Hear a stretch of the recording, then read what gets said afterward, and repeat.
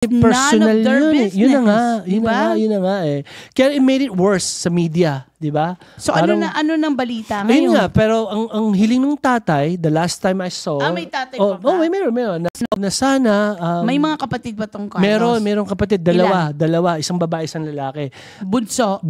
Parang bunsong babae, tsaka yung... Kasi panganay siya kuya siya si Carlos Okay. So parang... Ano sabi ng tatay? Ang gusto lang ng tatay, listen, kalimutan na natin to, ito yung healing sabi niya na nakita ko doon sa balita na gusto lang nilang i-congratulate siya, bonding time, 'di ba? Kasi matagal siya nawala, tsaka kalimutan na lahat itong mga issue Nangyari. na tong problema na hindi naman talaga problema. Yun ang sabi ng dad. Oh, I'm glad. I think the father is level-headed. Pero the damage is done marami ng salitang lumabas di ba? Pero at the end of the day, I mean, kahit nagkasala ka, tama. anak mo yan mapapatawad mo Kahit ilang beses pang magkasala sa yan.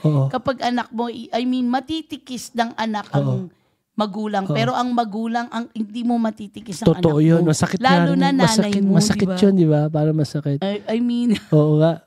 Pero, for me, this is like, mapag-uusapan. Yeah. Pero let's go back to his performance.